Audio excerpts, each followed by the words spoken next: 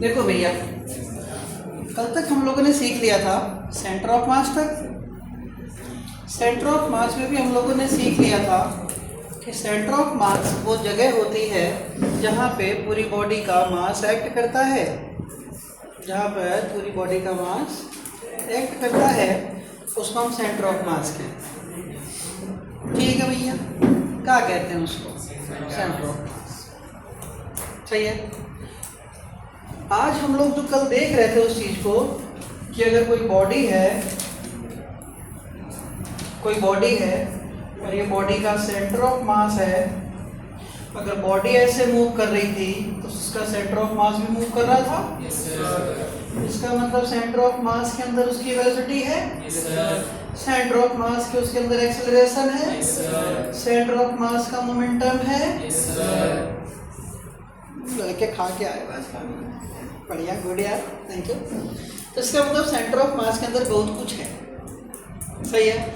आज हम जो फॉर्मूला प्रूव करेंगे ना बेटा, जो हम लोग कल डायरेक्ट लिख रहे थे ना, ये XCM याद है किसी को? क्या बढ़िया, गुड। XCM क्या था बेटा? Good. M1 X1 plus M2 X2 और कितना M1 प्लस M2। आज हम इसी फॉर्मूले को प्रूव करेंगे। क्या करेंगे? देखते हैं कौन बच्चा एक बार में सीख जाता है। देखते हैं कौन बच्चा एक बार में सीख जाता है। फिर बिना देखे लिखना होगा, ठीक है? बिना देखे लिखना होगा। फिर देखें क्या है दिमाग में। इसका प्रूफ करते क्या है? ऐसा करते हैं प्रूफ। XCM नहीं, YCM नहीं, ZCM नहीं, ये नहीं लेते हैं। ऐसे लिखा जाता है RCM। क्या लिखा जाता है बेटा? RCM। और ये फॉर्मूला प्रूफ हो के आता है M1R1 plus M2R2 upon M1 plus M2। क्या फॉर्मूला प्रूफ होकर आता है? M1R1 plus M2R2 upon M1। अब ये RX भी हो सकता है, RY भी हो सकता है, RZ भी हो सकता है। यही R की वैल्यू XCM है, यही YCM है, यही ZCM है। कोई दिक्कत नहीं है। सही है। आज का हेडिंग लिखो बेटा, सेंटर ऑफ मास। लिखो बच्चों, centre of mass, centre of mass of a two particle system, of a two particle system from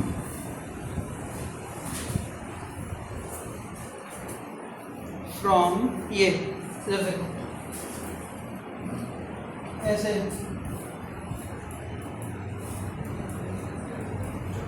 from AB initio, from AB initio, AB initio.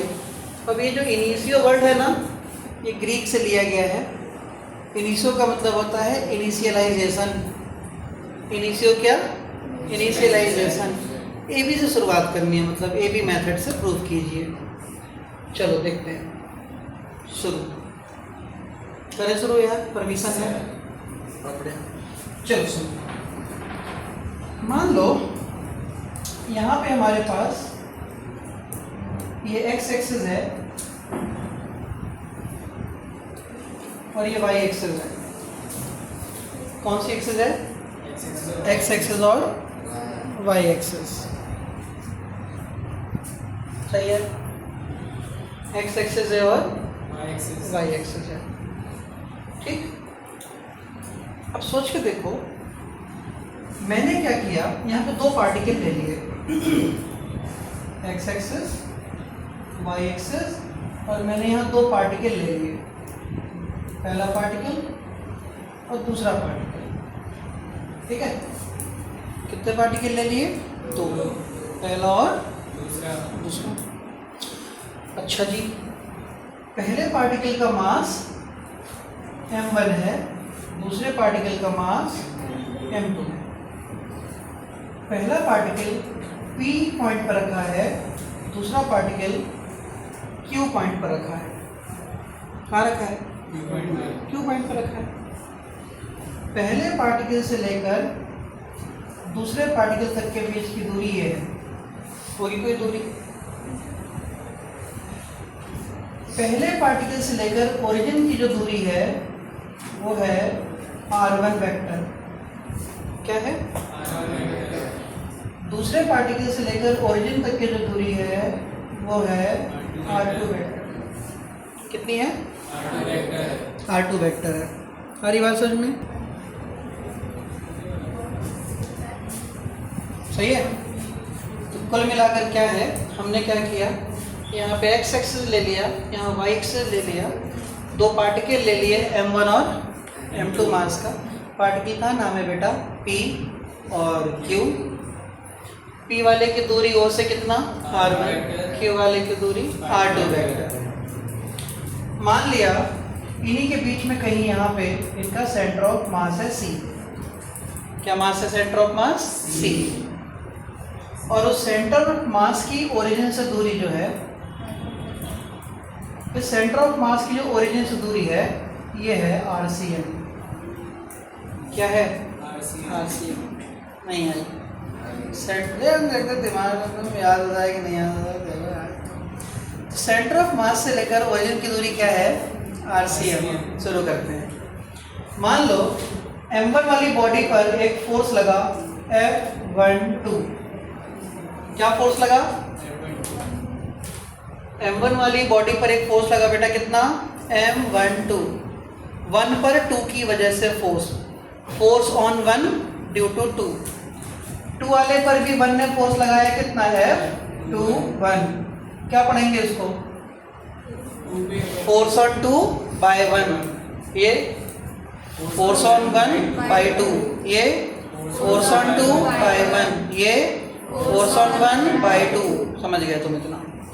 अब मैंने क्या किया, इसी M1 मास पर एक बाहर से एक्सटर्नल फोर्स लगाया F1 एक्सटर्नल। इसी M2 मास पर मैंने बाहर से एक एक्सटर्नल फोर्स लगाया F2 एक्सटर्नल। तो डायग्राम में बहुत कुछ आ चुका है। डायग्राम में दो मास हैं बेटा। कितने मास हैं? दो। कौन कौन से? नाम बोलो मास के। P और Q। मास हैं कितने कितने? M1 की दूरी ओरिजिन से, M2 की दूरी ओरिजिन से, M1 M2 के बीच में कोई सेंटर ऑफ मास कौन से पॉइंट पर है? Very good. C से लेकर ओरिजिन की दूरी क्या है? बहुत बढ़िया। 1 पर 2 ने फोर्स लगाया, उसका नाम चंद्रशेखर। गलत, F12। और जो 2 पर 1 ने फोर्स लगाया उसका नाम बेटा F21। Force on 2 by 1। और F12 को पढ़ो, क्या पढ़ेंगे? Force on 1 by 2। खत्म होता है। M1 पर एक एक्स्ट्रा फोर्स लगाया, कितना लगाया? F1 external. M2 पर एक एक्स्ट्रा फोर्स लगाया, कितना लगाया? पक्का?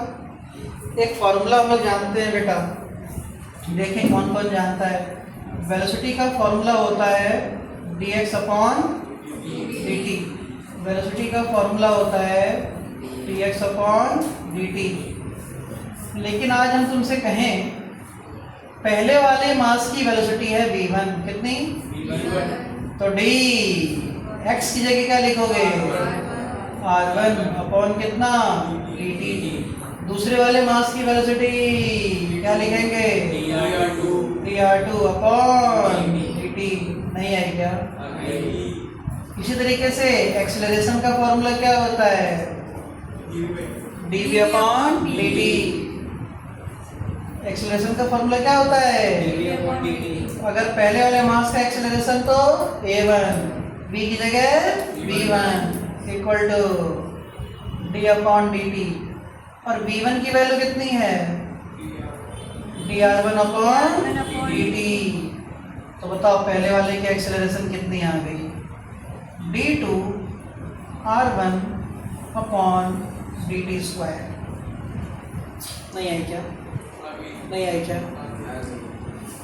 एक्सेलरेशन पहले वाले का क्या होगा? dv1 upon dt। d upon dt को बाहर लिखा, v1 की वैल्यू कितनी रखी? dr1 upon dt। D into D double order तो D2 R1 dt कितना dt स्क्वायर। बताओ दूसरे वाले की अपने आप पता चलो E2 इक्वल टू क्या लिखूं direct D2 R2 upon dt square. उम्मीद करता हूँ यहाँ तक तो तुम समझ गए क्या क्या छोटी छोटी बातें हैं।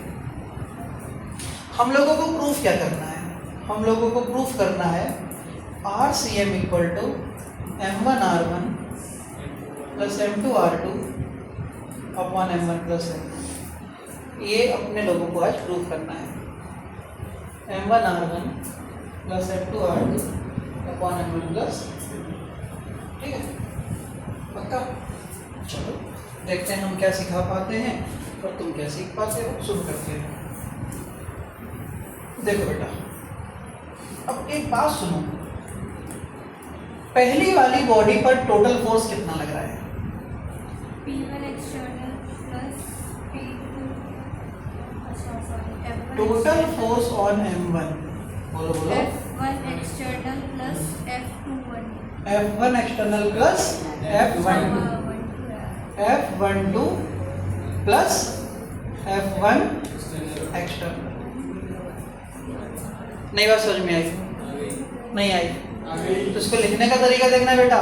अगर तुम इस चैप्टर में तुमने सीख लिया चीजें, M1 पर टोटल फोर्स कितना F1 माना, F1 को क्या लिखूंगा F12 प्लस F1 एक्सटर्नल। इसी तरीके से F2 दूसरी वाली बॉडी पर टोटल फोर्स कितना लग रहा है F21 plus F2 external. Total force कितना लग रहा है पूरे सिस्टम पे? ऐड कर दो कितना F1 प्लस F2। नहीं है क्या? बोलो बोलो बोलो। पूरे सिस्टम पर टोटल फोर्स कितना? दोनों को ऐड कर दो F1 plus F2 equal to कितना F12 plus F1 external plus F21 plus F2 external. मजेदार बात यह है जो F12 है और F21 है वो इक्वल एंड अपोजिट है, इक्वल एंड अपोजिट। इसलिए ये दोनों आपस में क्या हो जाएंगे कैंसिल। तो बचेगा कितना F1 plus F2 equal to बोलो क्या F1 एक्सटर्नल प्लस कितना F2 एक्सटर्नल। उम्मीद करता हूँ कि यहाँ तक बात समझ में आ गई। हाँ या ना?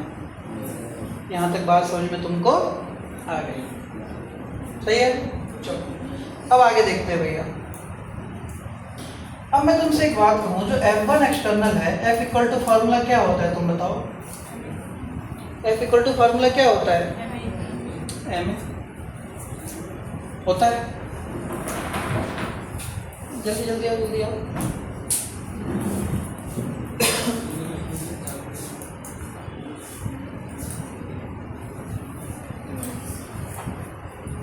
देखो एक बात बताओ, F इक्वल टू फार्मूला क्या होता है? MA होता है कि नहीं होता है? अगर F equal to MA formula होता है तो पहली वाली बॉडी पर अगर फोर्स F1 है, पहली वाली बॉडी का मास A1 है, पहली वाली का एक्सेलरेशन A1 है, तो F1 इक्वल टू क्या लिख सकता हूँ मैं M1 A1। दूसरी वाली बॉडी की बात करूँ तो बताओ F2 इक्वल टू क्या हो सकता है M2 A2। तो जहाँ F1 प्लस F2 दिख रहा है वहाँ क्या रख सकते हो तुम M1 A1 plus M2 A2 equal to F1 external plus F2 external को चुपचाप F लिख दो। Total force, total external force क्या बेटा? Total external force. फॉर्मूला तुमको कहाँ तक मिल गया? M1 A1 plus M2 A2 equal to कितना मिल गया F। हाँ या ना? अब जरा ध्यान देना, थोड़ा ध्यान देना। अब मुझे एक बात बताओ, तो अल्टीमेटली हम यहाँ तक तो पहुँच गए। F इक्वल टू कितना बेटा M1 A1 plus M2 A2। नहीं है क्या? हाँ बोलो बेटा। अभी का पढ़ ले यार पहले।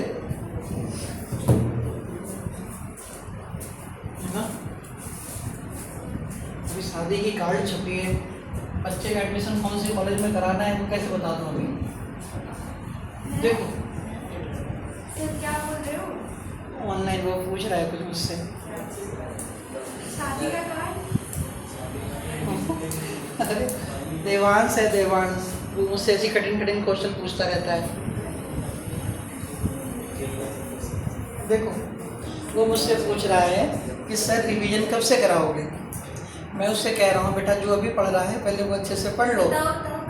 मुझे खुद नहीं पता, अभी करा दूंगा, करा देंगे वो मुझे। तुम्हें जितनी भी चिंता है ना उससे 5 गुना चिंता मुझे भी रहती है ना। चीज़ें हमें भी पता है कब क्या करना है। देखो तुम्हें लगता है ये तो खाली ऐसे घूम रहा है पागल, बाल खड़े करके ऐसे घूम रहा है, बिल्कुल थोड़ी हूँ, सब समझ में आता है।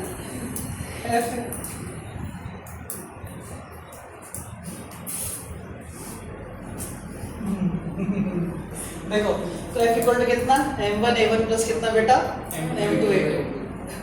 अब सुनो, अब सब तुम पे डिपेंड करता है, मेरे पे कुछ नहीं। ये जो फोर्स लिखा मैंने, ये वाला फोर्स लिखा, ये पूरे सिस्टम के ऊपर टोटल फोर्स है, बोलो हाँ। हाँ, ये जो फोर्स है ये पूरे सिस्टम पर टोटल फोर्स है। अगर ये फोर्स टोटल सिस्टम पर लगने वाला फोर्स है, अगर ये बात तुम सीख गए ना कि बड़े प्यारे बच्चे होगे तुम कसम से, अगर ये फोर्स टोटल सिस्टम पर लगने वाला फोर्स है, अब फोर्स का फॉर्मूला क्या होता है भैया, एम। अगर ये फोर्स पूरे सिस्टम पर लगने वाला टोटल फोर्स है तो क्या ये वाला मास पूरे सिस्टम का मास नहीं है? और ये वाला एक्सीलरेशन क्या पूरे सिस्टम का एक्सीलरेशन नहीं है? बोलो। और पूरे सिस्टम के एक्सीलरेशन का मतलब होता है सेंटर ऑफ मास का एक्सीलरेशन। अरे नहीं झूठ, मैं तुमसे कह रहा हूँ ये फोर्स टोटल सिस्टम पर लगने वाला टोटल फोर्स है। ओके, तो ये वाला मास किसका है? पूरे सिस्टम का मास है। ये एक्सीलरेशन किसका है? पूरे सिस्टम का एक्सीलरेशन का मतलब होता है सेंटर ऑफ मास का एक्सीलरेशन। नहीं है क्या? तो लिखने का आप तरीका देखें। इसको लिख रहा हूं मैं m capital total mass into ACM equal to M1 A1 plus M2 A2। आई कि नहीं आई? अब फिर सुनो, अब तुम फिर सुनो, एक्सेलरेशन का फॉर्मूला क्या होता है बेटा? d2r upon dt square. ध्यान देना बेटा, एक्सेलरेशन का फॉर्मूला क्या होता है? d2r upon dt square. Lakshita देखो तो बेटा, एक्सेलरेशन का फॉर्मूला क्या होता है? d2r upon dt square. लेकिन अगर आज मैं एक्सेलरेशन सेंटर ऑफ मास की कहूँ, फिजिक्स जैसे सीखें, अगर मैं एक्सेलरेशन को सेंटर ऑफ मास का एक्सेलरेशन कहूँ तो जो ये डिस्टेंस लोगे, m1 की डिस्टेंस लोगे, m2 की डिस्टेंस लोगे या सेंटर ऑफ मास की डिस्टेंस लोगे? और सेंटर ऑफ मास का डिस्टेंस किससे शो किया जाता है? इसका मतलब जहाँ ACM लिखा होता है उसको हम कैसे रिप्रेजेंट कर सकते हैं? d2RCM अपॉन कितना बेटा? dt square. तो तुम तो पढ़े लिखे बच्चे लग रहे हो थोड़ा बहुत मुझको, तो यहाँ जरा कैपिटल M इंटू इसको क्या लिख सकता हूँ मैं? d2RCM अपॉन कितना? dt square equal to M1। और A1 को मैंने क्या निकाला था देखना जरा,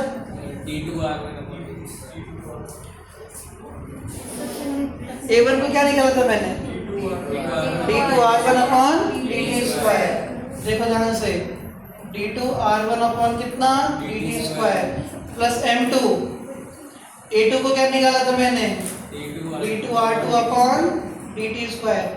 d2 upon dt square, d2 upon dt square, d2 upon dt square खत्म होता है।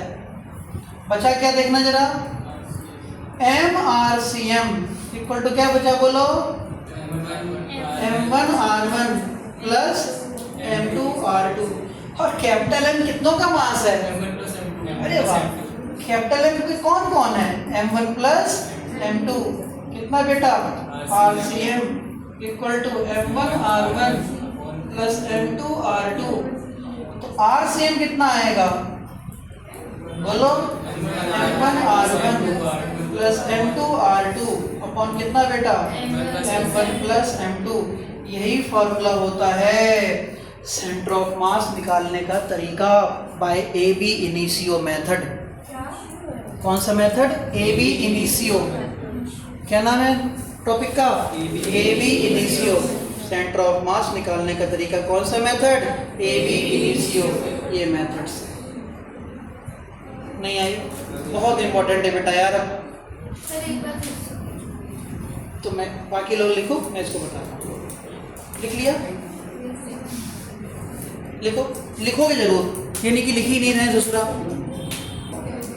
शुरू करते हैं। नेक्स्ट हेडिंग लिखो, मोमेंटम कंजर्वेशन। लिखो बेटा, momentum conservation and centre of mass motion. Momentum conservation, momentum conservation and centre of mass motion.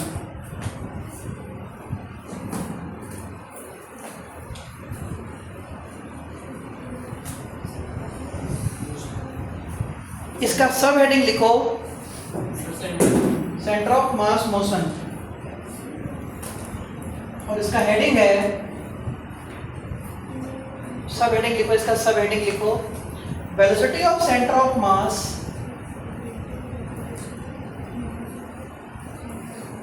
Velocity of CM लिखा करो पूरा कैपिटल में। मोमेंटम कंजर्वेशन के बाद क्या हुआ? Momentum conservation and centre of mass motion. ठीक है, सब हेडिंग लिखो, इसका सब heading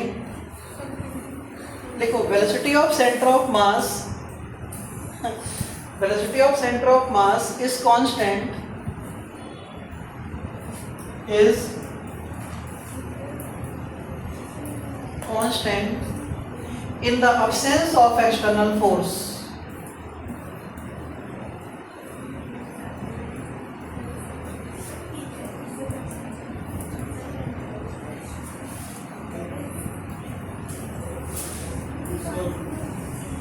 In the absence of external force. सबका ध्यान बोर्ड पर, सबका ध्यान बोर्ड पर। सुनो, एक बात बताओ, कह रहे हैं, एक बार में सुन के खत्म करना, खींचना मत टॉपिक को ज़्यादा। कह रहे हैं कि अगर एक्सटर्नल फोर्स ना लगाए तो वेलोसिटी कांस्टेंट होगी। किसकी? क्या कांस्टेंट होगी? कब? जब एक्सटर्नल फोर्स, वेलोसिटी क्या होगी? किसकी? जब फोर्स कितना लगाएं? ना, जीरो लगाएं। जीरो भी लगाया जा सकता है, मत लगाओ, है ना। तो जब फोर्स जीरो है तो वेलोसिटी क्या होनी चाहिए? किसकी? स्टार्ट करते हैं। देखिए तुमने क्या सीखा, फोर्स का फॉर्मूला होता है MACM। क्या होता है फोर्स का फॉर्मूला? MACM। फोर्स जीरो कर दो, चलो हटाओ। फोर्स कितना? जीरो, तो जीरो इक्वल टू कितना? MACM। अरे ध्यान दो बेटा, लास्ट यार, इतने दिल से सिखाने पे ना सीखो ना तो कसम से एकदम खाना नहीं बचता मेरा। तो फोर्स जीरो रखते ही zero equal to MACM। M को भेज दो जीरो में, तो जीरो इक्वल टू कितना? ACM। मत छोड़ो, पहले तो देखो ACM इक्वल टू कितना? जीरो। ACM इक्वल टू कितना? जीरो। और एक्सेलरेशन क्या होता है बोलो? dv/dt। दिमाग लगाओ, dv/dt। CM है तो यहाँ भी कौन होगा? CM इक्वल टू कितना? जीरो। dt को भेज दो जीरो में, तो क्या आया? dvCM equal to zero. नहीं आई क्या? बोथ साइड इंटीग्रेशन, क्योंकि डी हटाना है। डी क्या करना है? जैसे ही यहाँ से डी हटाया तो डी हटाने के बाद क्या बचा, BCM, और जीरो का इंटीग्रेशन क्या होता है, कांस्टेंट। हो गया प्रूफ।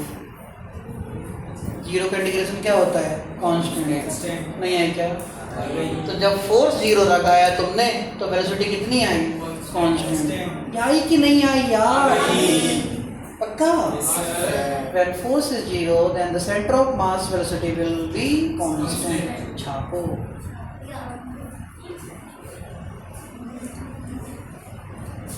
छापा छापी बिल्कुल स्पीड से किया करो।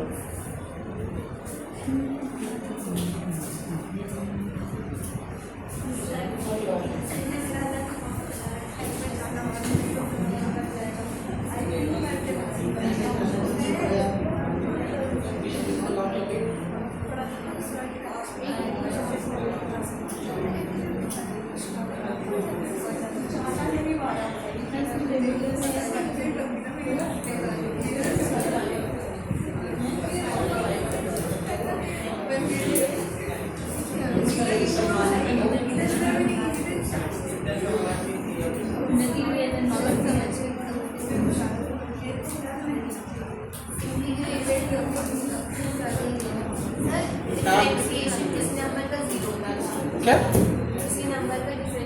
डिफरेंशिएशन जीरो होता है, इंटीग्रेशन जीरो का कांस्टेंट होता है।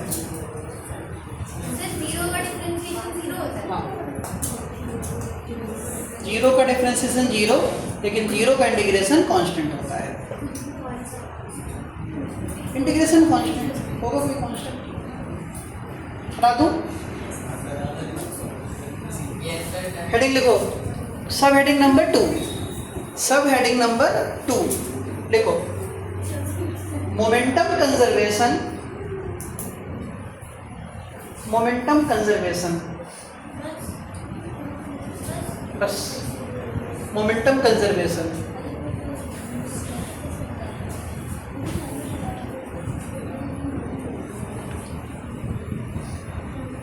एक बात मानोगे यार, सिर्फ एक बात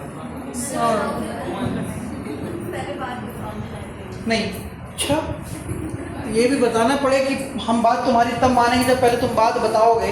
मतलब तुमको हम पे इतना विश्वास नहीं है कि हम तुमसे एकदम उल्टी सीधी बात थोड़ी ना कह सकते हैं मानने को।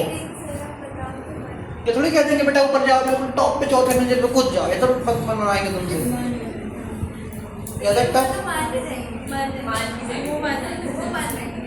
नहीं, दूसरी मानो, ध्यान से सुनना जो मैं सिखाऊं, बस ये बात थी। फालतू बातें मनवाते नहीं बच्चों से। देखो मोमेंटम कंजर्वेशन की बात आ रही है, बहुत ध्यान से सुनना यार। मान लो, बोलें, मान लो कि हमारे पास कोई सिस्टम है। इस सिस्टम में कुछ पार्टिकल्स हैं, सुन रहे हो? इस सिस्टम में कुछ पार्टिकल्स हैं। इन पार्टिकल्स का मास m1, m2, m3, m4, m5 ऐसे चलता जा रहा है। इन पार्टिकल्स पर फोर्स लगाया हमने F1, F2, F3, F4, F5 और चलता जा रहा है। एक्सटर्नल है सब। सिस्टम में पार्टिकल है, मैंने एक्सटर्नल फोर्स लगा दिया सारे पार्टिकल पर। हाँ या ना? कितना लगा दिया? F1, F2, F3, F4। अगर कोई ये कह दे, और सुनना है बच्चों, देवी एंड सज्जन, देखो लेडीज एंड लेडास, तो है क्या? अगर कोई ये कह दे इस सिस्टम पर जो तुमने F1, F2, F3, F4, F5 ये सब लगाया है, जो एक्सटर्नल फोर्स तुमने लगाया है,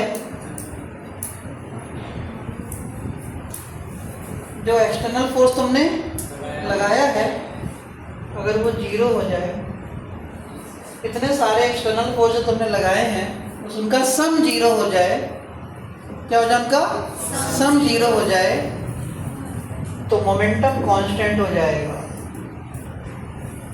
उनका सम अगर 0 हो जाए, फोर्सेस का सम 0 हो जाए तो मोमेंटम कितना हो जाएगा बेटा? कांस्टेंट। ठीक है, शुरू करते हैं। ये प्रूव करने का है स्टार्ट। तो मैं लेकर चलता हूँ एफ एक्सटर्नल इक्वल टू कितना? 0। एफ एक्सटर्नल मतलब F1 plus F2 plus F3 plus F4 plus and so on Fn equal to कितना? 0।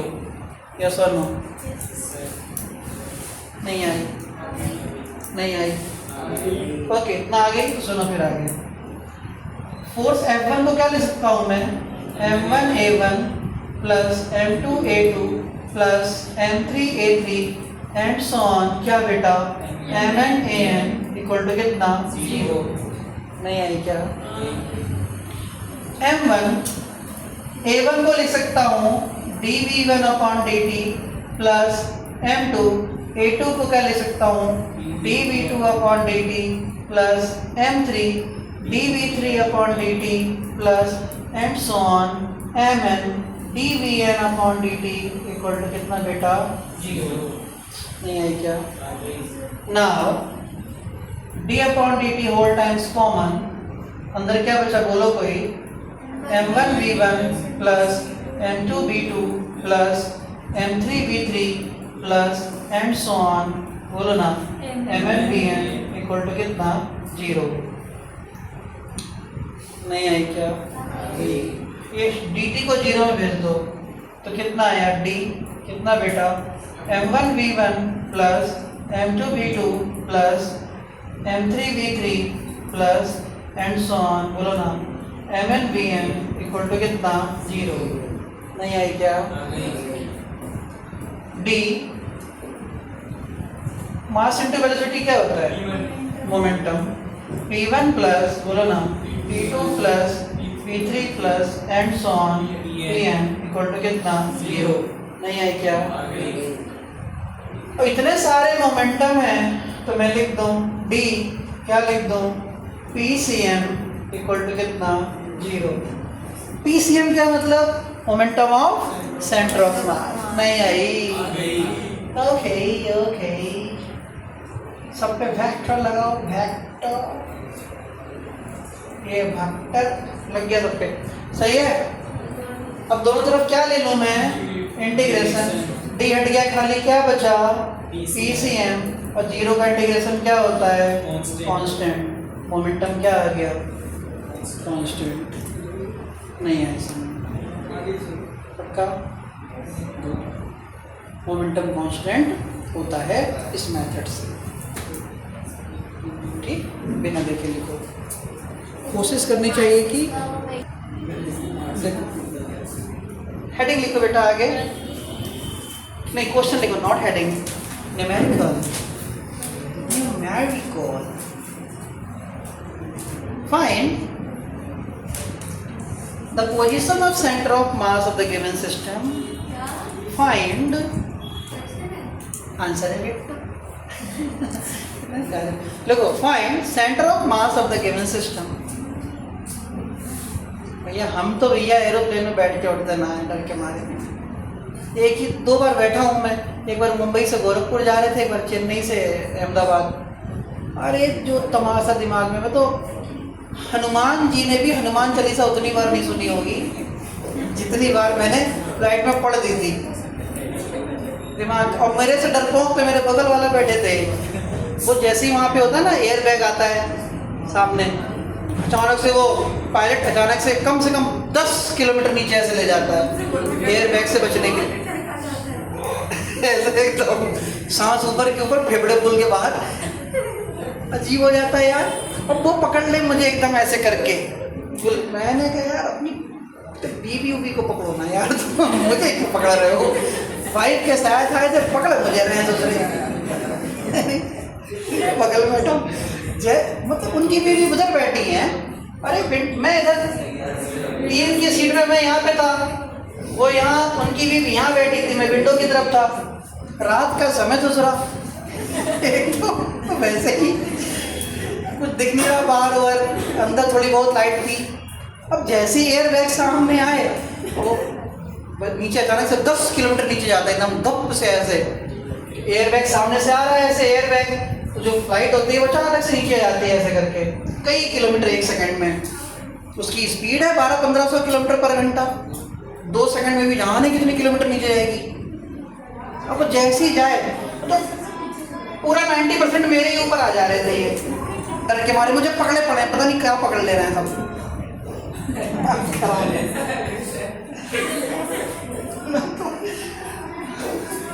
पागल।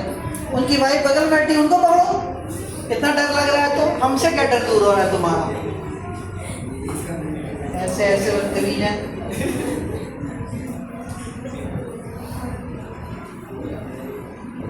देखो ध्यान से, एक हम खुद ही डरे पड़े तो जरा हमको और पकड़ लो।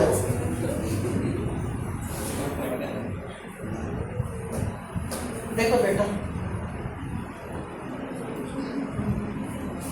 डायग्राम कुछ ऐसा कहता है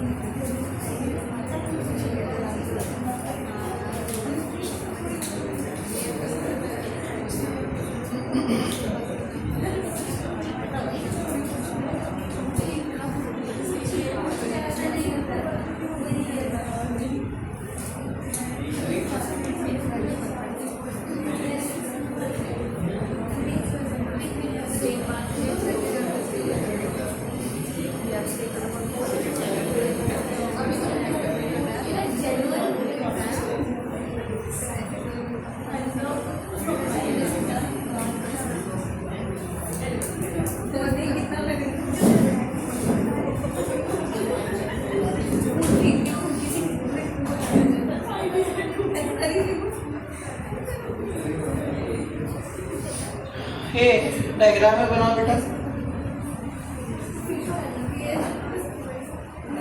उसी में तो सिर्फ वो आ जा रही हैं, एयर होस्टेस नहीं होता है वो, चाय पानी।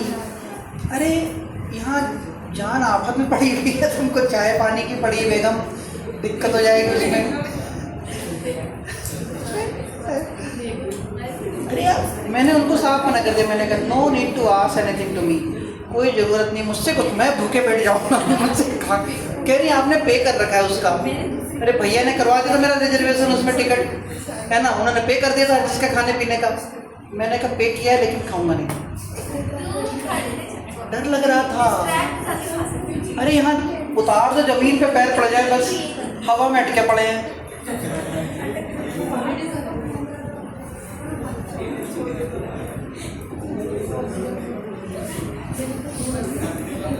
भैया नहीं खेला जाता है मुझसे।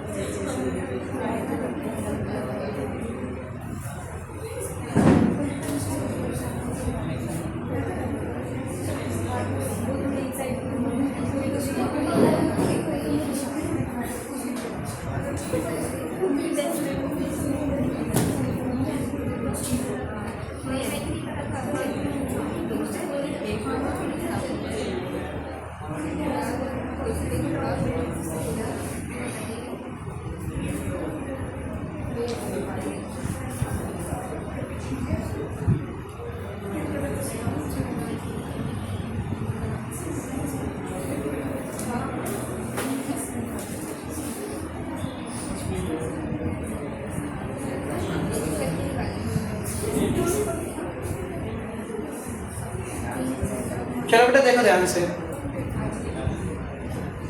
एक बात ध्यान देना, क्वेश्चन को सुनना प्लीज।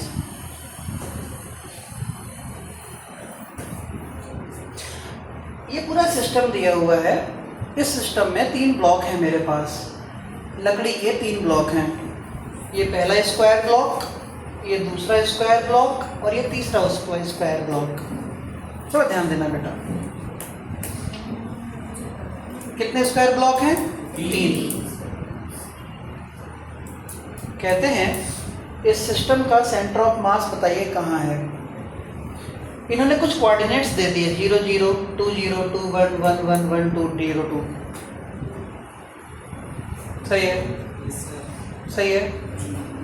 अब एक बात को जरा ध्यान देना, C1 C2 C3 के हम कोऑर्डिनेट निकालेंगे। पहले किसके निकालेंगे कोऑर्डिनेट? C1 C2 C3 के कोऑर्डिनेट। देखिए कौन कौन थोड़ा बहुत भी मैथमेटिक्स जानता है। बेटा अगर ये 1 1 लिखा है, इसका क्या मतलब है? ये भी 1 है और ये भी 1। ये 2 0 लिखा है, इसका मतलब ये पूरा कितना है? 2 है। ये यहाँ तक कितना है? 1। तो ये कितना है? बोलो, तो ये कितना है? अच्छा 1/2। तो ये भी आधा आधा कितना कितना है? चलो अगर ये पूरा 1 है तो आधा कितना है? बोलो 1/2। ये आधा कितना है? ये आधा कितना होगा? नई बात समझ में आई? पक्का? चलो तो इस C1 के किसके? C1 के कोऑर्डिनेट बताने हैं हमको। किसके? C1 के। हाँ, C1 सेंटर ऑफ मास है सिर्फ इस ब्लॉक का। C2 सेंटर ऑफ मास है सिर्फ इस ब्लॉक का, सिर्फ इस ब्लॉक का। मुझे तीनों का कंबाइंड निकालना है। मुझे बताओ C1 के कोऑर्डिनेट क्या होंगे? x y 1/2 1/2। इसको लिख दो कितना? x1 C2 के कोऑर्डिनेट बताओ जरा। x y, x कितना? 1/2 1/2 और 1/2 मतलब कितना? 3/2। और y कितना? 1/2। नहीं आई क्या? इसको क्या लिख देंगे बेटा हम? x2 y2। C3 के coordinate x y, very good. 1/2 comma ऊपर 3/2। क्या लिख देंगे इसको? x3 y3। हो गया क्वेश्चन। तो क्वेश्चन हो गया। हम सबसे पहले क्या निकालें? XCM कितना? mx1 plus mx2 plus mx3 upon m plus m कितना? 3m। m मर गया। तो XCM इक्वल टू कितना बेटा? x1 plus x2 plus x3 upon 3। x1 बोलो कितना? ढूंढ लो 1/2। x2 कितना? 3/2 1/2। नहीं आई क्या? 1/2 प्लस 3/2 प्लस 1/2 अपॉन कितना? 3। तो XCM इक्वल टू LCM ये 3, ऊपर वाला LCM कितना? 2। 3 2 5, इसका मतलब 5/6 सेंटीमीटर आंसर। ये क्या आ गया? XCM। नहीं आई। अब हम क्या निकालें? YCM। फिर वही क्या लिखूंगा बोलो? my1 plus my2 plus my3 upon कितना? 3m। m खत्म। कितना? y1 plus y2 plus y3 upon कितना? बोलो 3। यस और नो? ओके। तो YCM इक्वल टू y1 बोलना देखकर 1/2, y2 बोलना देखकर 1/2, y3 बोलना देखकर 3/2 अपॉन 3। तो कितना? 3 1 4 1 5 5/6 आंसर 5/6। तो x एक्सिस पे भी 5/6 और y एक्सिस पर भी 5/6 टोटल सेंटर ऑफ मास होगा। यस और नो? हाँ श्योर। पक्का? मिलते हैं हम लोग कल ब्रेक के बाद। बाय। नहीं अभी बाय।